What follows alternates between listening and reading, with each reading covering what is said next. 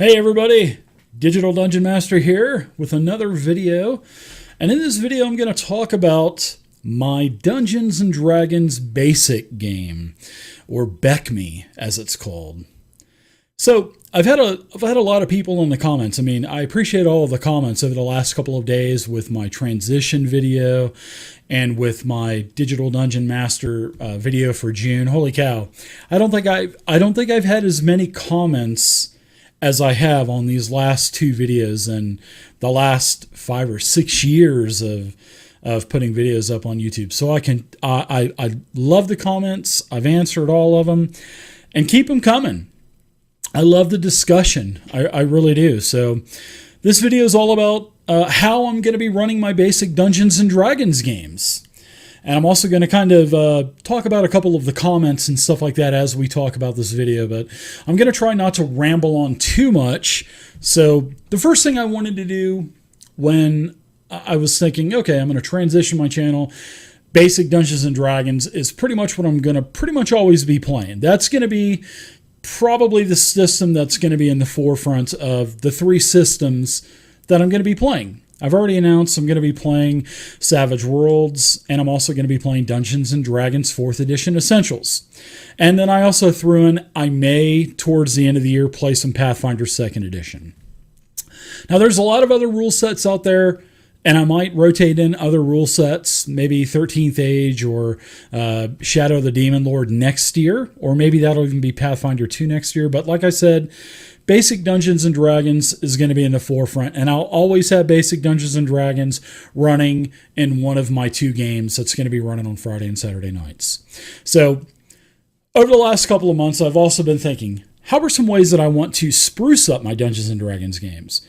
And I want to start running webcams. I haven't ran webcams in years.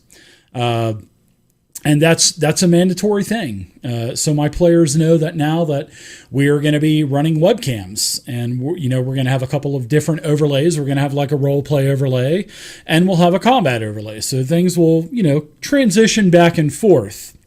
I really want my players to be into it as well. I've been really, really blessed with the players that I've had over the years where they really get into role play. And, that's something else that I want. My basic Dungeons & Dragons game is not going to be a typical old school D&D game where it's going to be just kick in the door and roll initiative. It's going to be the same adventures, same rules and all that stuff, but I want my players to maybe they don't think they can take the lich that's standing in front of them, or the mummy lord. Maybe they'll have some type of role playing counter, and maybe strike a deal with him or something, or her or whoever. So I want some good role play as well, and I want my players to really get into it. So if they buy a chainmail helmet or buy some elf ears or something like that, I'm not opposed to that, because I'm gonna start using some props as well. I think that's gonna be fun, and I want to really get into this, and I want my players to really get into it. And I think the props and the role play is going to be a great thing. So I'm looking forward to that. The basic Dungeons and Dragons games, my games are going to have either 5 or 6 people in them. So it's going to give me a little bit of play to where if somebody misses a night, it's okay. We'll still continue on. But if the player isn't there, it's not like Dungeons and Dragons 5e where everybody's going on milestones. This is going to be, the experience is going to be old school. So if you miss a session, you don't get any experience. Plus, all of the classes have different experience levels anyway. The cleric and the thief are pretty much the easiest classes to level with the fighter. And then the elf and the other hybrids and the magic user, they take a lot more experience to level. I think the rogue takes 1250 to hit level 2. An elf hits 2nd level on 4000. So, there's going to be a kind of a nice differentiation of levels in the party as well, which I'm really looking forward to see. And I don't want to say, hey, congratulations, everybody's ding level 2 and the swirl goes around your character, right? We're going to be going on, the XP is going to be had by monsters, by doing quests, by doing adventures. Sometimes I may even say, hey, that was a hell of a great role-playing encounter. Give yourself X amount of experience. And then the players are going to get experience for the amount of treasure they get. They'll get 1 experience point for every gold they get. And then they'll get experience for all of the items that they sell too. So if they sell a magic item for 2,000 gold, then they split another 2,000 gold, or another 2,000 XP. And so most of your experience in basic Dungeons and Dragons comes from treasure and stuff. Monsters are good too, but the treasure's where it's at. And then, staying with the core of the rules, if you have a certain ability score, so if your primary ability score is like a 13, you get a 5% bonus to experience. I believe it's a 16 or higher, you get a 10% bonus. But we already had character creation. The best roll we had was a 15, so a couple of people will get a 5% experience bonus, but most of the players won't get a bonus. So that's how experience is going to work. And the last is, sorry, man, I keep burping in my videos. I don't know why, but I got a comment. Oh, you're such a pig. I'm so sorry that you heard a burp. I'm sorry it's the first time you've ever heard a burp. Please put your tinfoil hat back on. And don't come on the internet if my burp is going to offend you, because I burp in my videos. So, I don't know. Maybe they're just trolling me. But anyways, yeah. Moving on. We're going to be playing in the world of Mystara, the basic Dungeons and Dragons world. There's multiple settings. There's 3 settings in basic Dungeons and Dragons. There's Mystara, which is the whole world. And then there's the known world, which I have all of the gazatteers. I'm going to be doing videos on all those books and stuff. But we're going to be playing in the known world. We'll probably start in the Grand Duchy of Karamikos. Then we could be going to Hollow World. Hollow World is the inside of the planet of Mystara. It's a whole nother world. It came out in the 90s, or late 80s, early 90s. And I really like Hollow World. It has to do with human civilizations like Egypt, Rome, Greece, stuff like that. So we may jump into some Hollow World at some point, which I'm sure we will, because I really like Hollow World, especially being a history major. Then there's also Thunder Rift. Thunder Rift was the last of the settings to come out. Well, actually, there's another Veil that came out in the last starter box set, but I'm going to incorporate that Veil into Thunder Rift. So I'm going to kind of merge the two together. But there's Thunder Rift. It introduces another class. It's sort of like the Dungeons and Dragons Nenter Veil from 4th edition. It's a really nice, probably 300 miles from north to south, and then probably 150 miles from east to west. And it's just chock-packed full of lore. So we'll probably end up doing some Thunder Rift as well. So those are the 3 settings we're going to be doing. Sort of like 3.5 settings, but I'm merging them into 3. And I'm looking forward to that. I'm really looking forward to journeying through the known world through all the different gazatteers. And as we go through different gazatteers, and as we go through Thunder Rift, for example, as the players get to a certain adventure, they're going to get familiar with another class.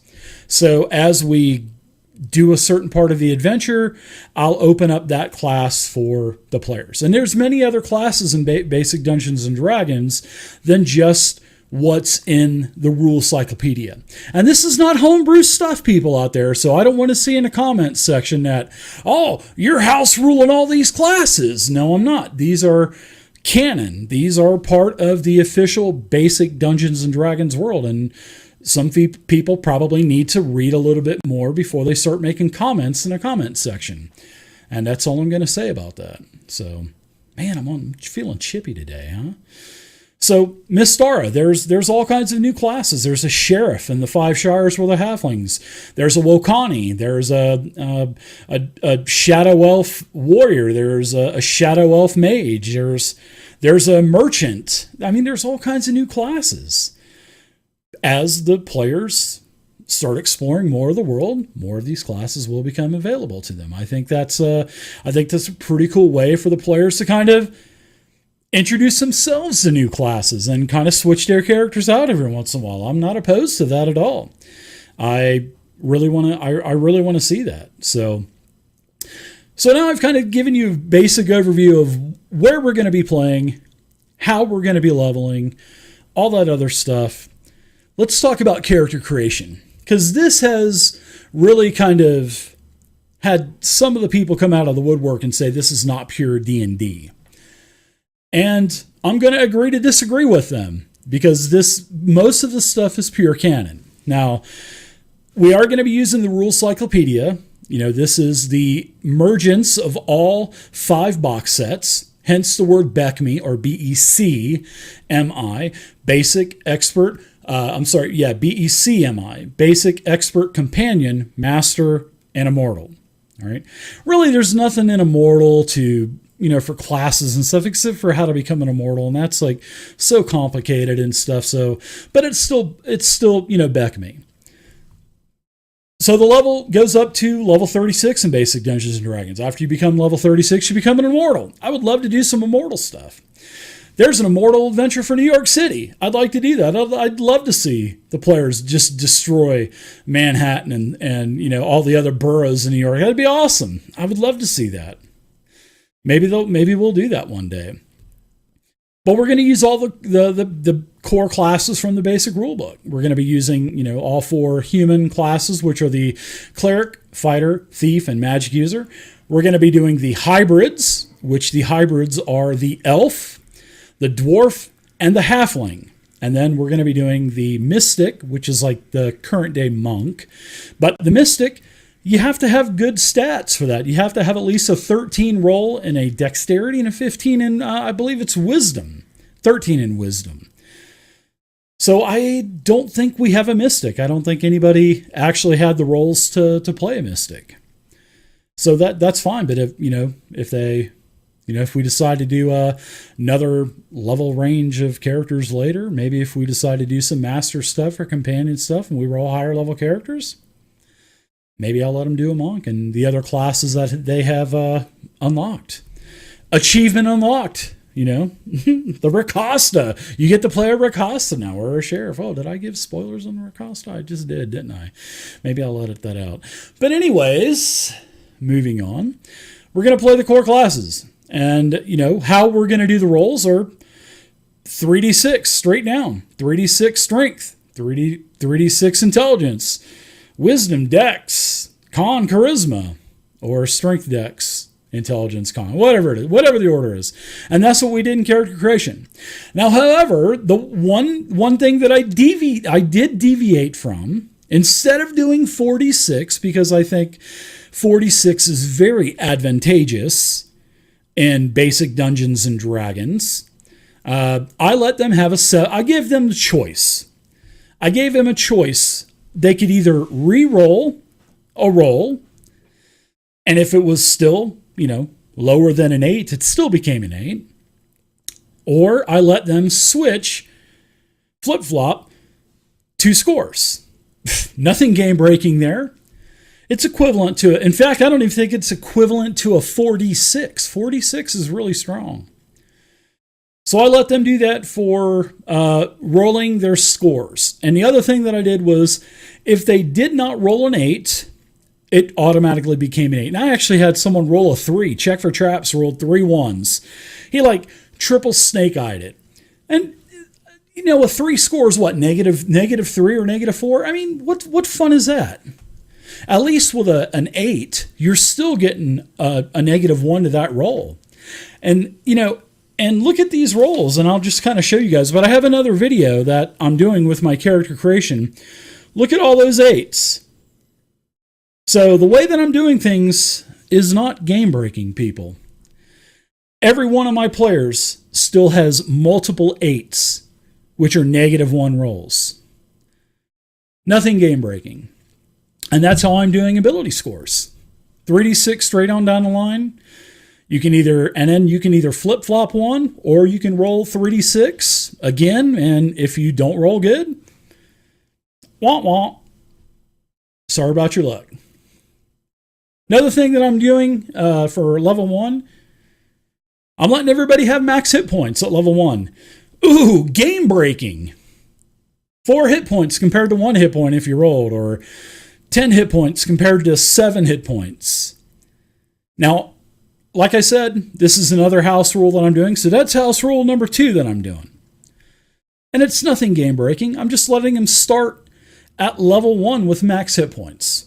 And then after every other, and that includes their -1 con bonus. So if they are a fighter, they get a D8 hit points, -1 because of con, you got 7. Or a wizard, 4 -1, you got 3 hit points. Not game breaking, people. It really isn't. Max hit points just ensures a little bit more survivability instead of getting hit in the first round of combat when we first start the game and your character dies. The game is still going to be tough. There's nothing Care Bear. And I've seen this comment a couple times too. Care Bear. There's nothing Care Bear about basic Dungeons and Dragons. Read the book, people. There's nothing Care Bear about basic Dungeons and Dragons. Even with a couple house rules like letting you flip-flop a score and starting at max hit points at first level. What's Care Bear about that? There's nothing Care Bear at all about it. So anyways, we'll roll hit points every level after first level. You guys know how I feel about alignments. Nothing game-breaking. There's no mechanics or anything like that for basic Dungeons & Dragons that says, you get this bonus for being evil, you get this bonus for being neutral or evil. So there's only 3 alignments in basic D&D. Good, neutral, evil. All right? I always tell my players this. Play your character as if you're the one that's holding the shield or the mace or the wand and the shield or the implement. And then how you play your character is going to be judged upon. So if you go into a town and kill a bunch of people, obviously there's going to be some rebellion on your butt. And you're going to have guards after you, you're going to have militia, you're going to have other heroes after you, you're going to have dukes and royalty and everybody else sending mercenaries after you. Yeah. So alignments, I'm not worried about. All right. Never been worried with alignments. I've hated alignments since I started playing in 1984. I've hated them. And then we're rolling gold. We rolled gold 3d6 times 10. That's it. I mean, it's by the book, 3d6 times 10. So there's basically the basics of character creation. Now there is one house rule that I have. So this is like change number 3. This is like, and I'm going to say this. Yes, this is a huge change for the way that I'm doing spells in basic Dungeons and Dragons. So I will admit, yes, this is a huge change compared to the way it's written in the rules. So how spells work in basic Dungeons and Dragons. If you're a cleric, you can memorize your spells every day in the morning. You take an hour, memorize your spells, voila. You can only memorize as many spell slots as you have. So if you have 2 first level spell slots, you can memorize 2 first level spells. And in basic Dungeons and Dragons, you have to choose those spells. So basically, most clerics will, like me as well, you'll pick Cure Light Wounds. You'll have 2 Cure Light Wounds spells every single day. What's fun about that? I mean, the game is fun, don't get me wrong, but as a cleric, you may want to cast Bless. You may want to cast Cause Light Wounds. You may want to do some damage. You may want to do something besides just casting Heal every single day 2 times.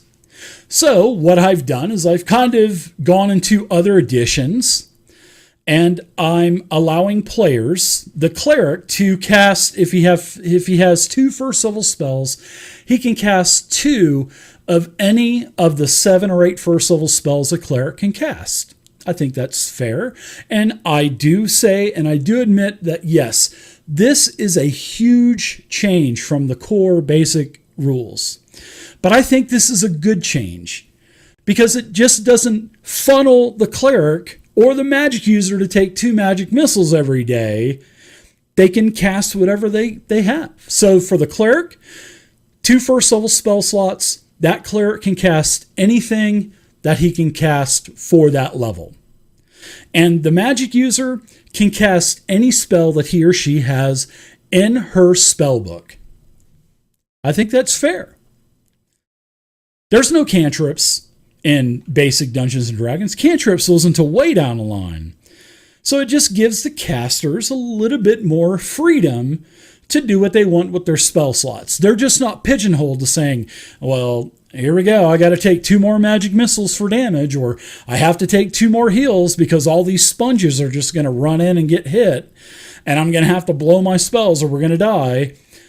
So I'm letting the players cast what they want to cast with their spell slots. I think that's fair, and I think that's a good change for the game. And like I said, I fully admit, this is a huge change from the basic rules. All right. So this is like this is the main thing that I'm changing. This is like the big house rule that I'm changing. So that's what I'm doing.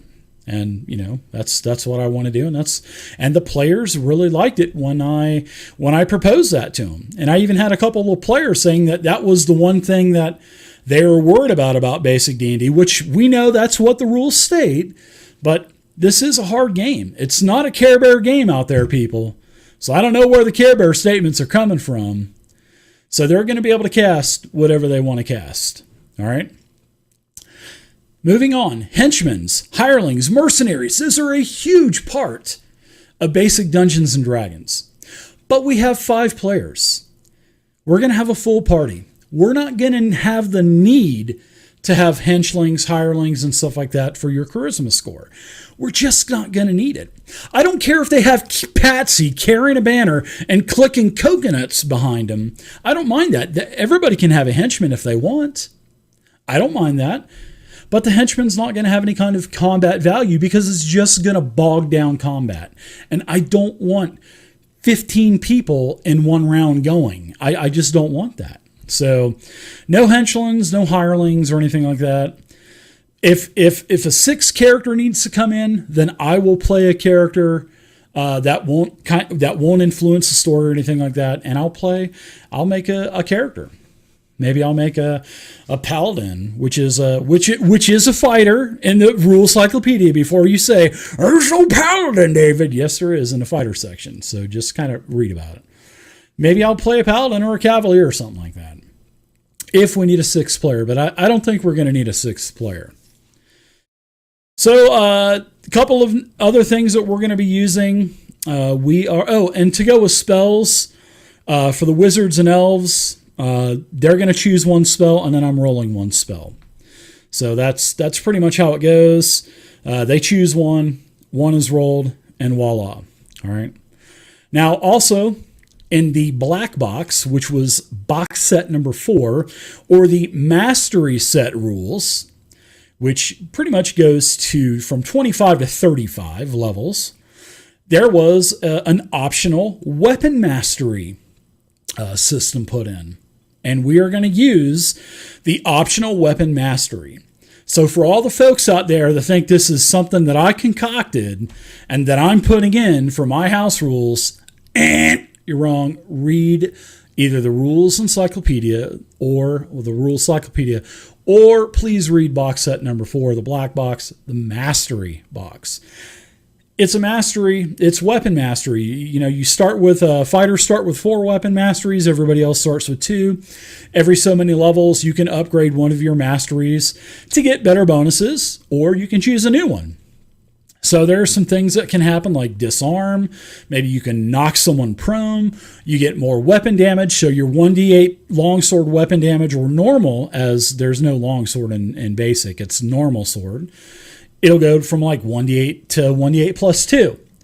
Or maybe it'll go to 2d8 to give you a better minimum or something. So there's the optional weapon mastery system.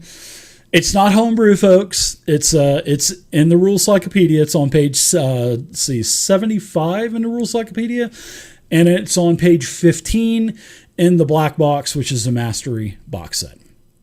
We're also, and plus that just gives a little bit more customization to your very plain basic D&D character. Which that's why the optional mastery was probably put into the game in the first place, because they realized, now that Advanced Dungeons and Dragons was already out at this point, when the box set came out, they're like, okay, let's go ahead and give an option to have a little bit more customization to your basic D&D character. That's why they made Advanced anyway, so they could have independent races and classes and more customization. Right? So we're also going to be using the optional skill system. Now, it's on page 81 in the rule cyclopedia, and from what I remember, I don't remember that the skill section was ever part of a box set. I don't think it was ever part of Dragon Magazine either. I think this was actually put into the rule cyclopedia when it came out in 91 or 92. So everybody starts with 4 skills. And you know, there's a lot more skills in basic than there is in later editions, except for maybe 3.5. But there's like a boating skill, there's like a campfire lighting skill, there's like an archery skill, there's a couple of like danger sense, and there's all kinds of skills. So it gives, therefore, another way to customize your character a little bit. It's not game breaking. It's not like adding a feat every other level to a character.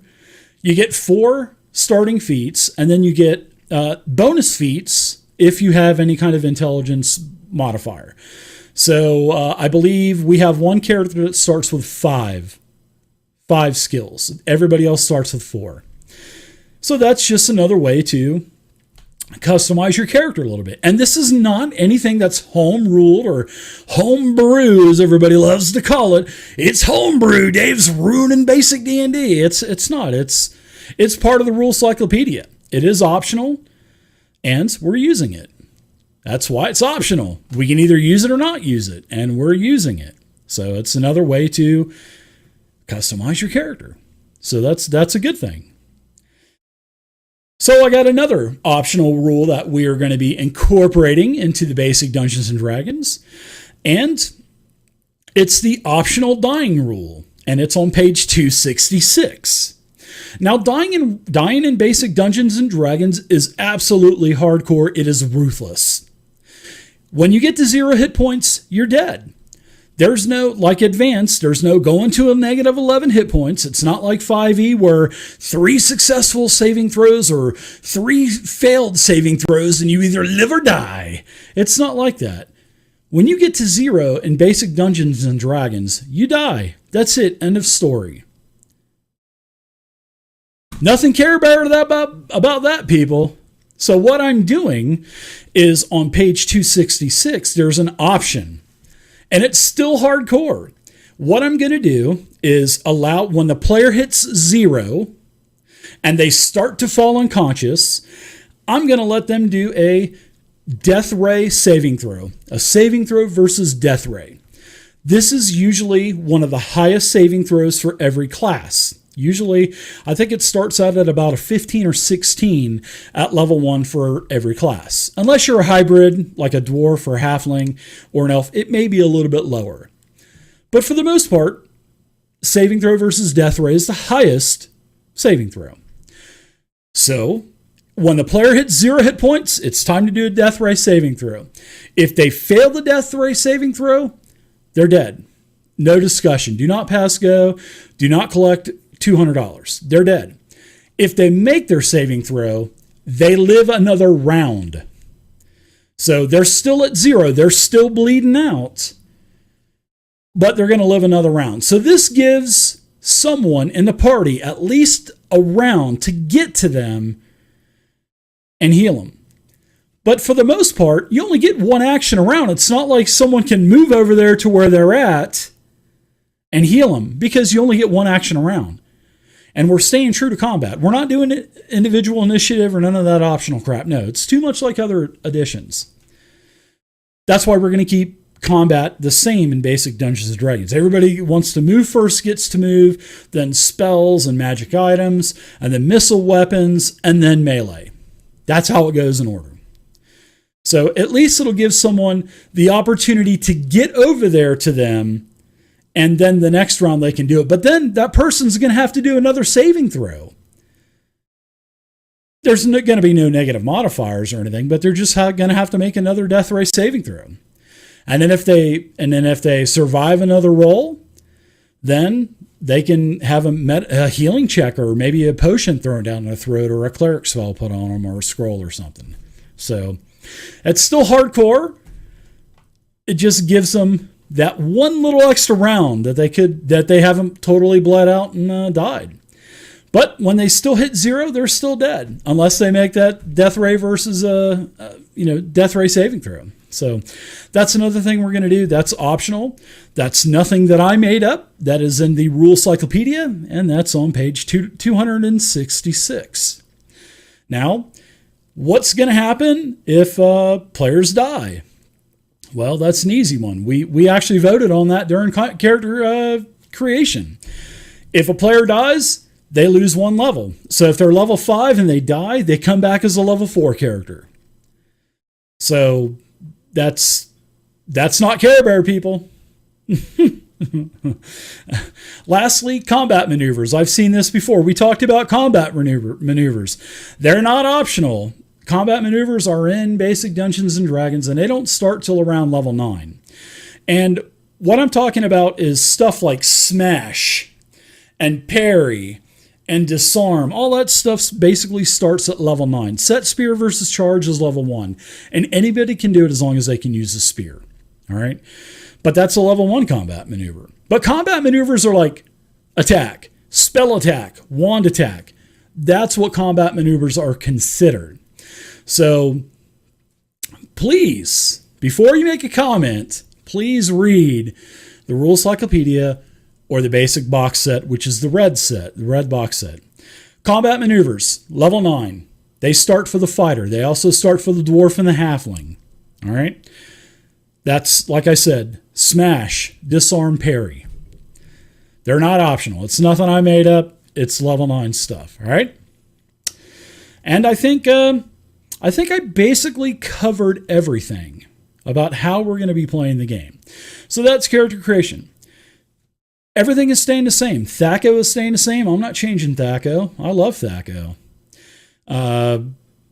Character leveling, that's staying the same. I already talked about the experience, and if they have all that staying the same. Every class is independent from one another. So every class needs different amounts of experience to level up. But like I said, the main change that I'm doing are how spell slots are being used. I just want to give the player a little bit more freedom on, to what they want to do, because most of the time they're stuck with spells they don't want to use. So at least they'll have the freedom to do something else. Like, okay, we're going into a big combat. I think as a cleric, I'm going to use a level 2 spell, and I think I'm going to cast Bless. Or maybe I want to use, Charm Person. Or maybe I want to use Hold Person. I just don't want to have to take 2 healing spells every day. I hope you can see where I'm coming from with that. I really do. Because as a cleric, I had a level 31 cleric, and yes, as you get higher levels, you have a lot more spell slots that you have freedom with, and you can start taking other spell slots. But I'm talking about it at an early level. Let's face it, most games are early level games. Most games don't see above level 5. I don't care what edition you're playing. Why do you think all of the content is created for low-level characters? Why do you think all the monster manuals have all low-level and medium-level monsters in it? Because a lot of people don't see the end game result of high levels. They just don't. So, but anyways, everybody, that's how I'm going to be running my games. I'm really looking forward to it. We have already done character creation, and I'm actually in the middle of editing my character creation video as well. So that will be out in the next couple of days. And I hope you guys are going to like the way that I'm running basic Dungeons and Dragons. There's nothing Care Bear about it. There's one major change, like I said, the spell slots. And then we're using optional weapon mastery, optional skills, and an optional way to die. And a couple of different, we're still doing attributes the same way, straight on down, maybe switching one. At least we're not doing 46, right? So, man, another burp. So why don't you guys leave comments down below? I'm really looking forward to seeing what you guys have to say. And I hope you guys enjoyed the video. I've rambled on enough at 34 minutes. So like I said, leave a comment down below, guys. If you guys like what you see, hey, subscribe to the channel. You'll get notifications on when I do my live live YouTube streams. You'll get notifications when I put out videos, which will be a lot more frequent now. So anyways, everybody, hope you guys enjoyed it. And until next video, happy gaming and stay safe. Bye, everybody.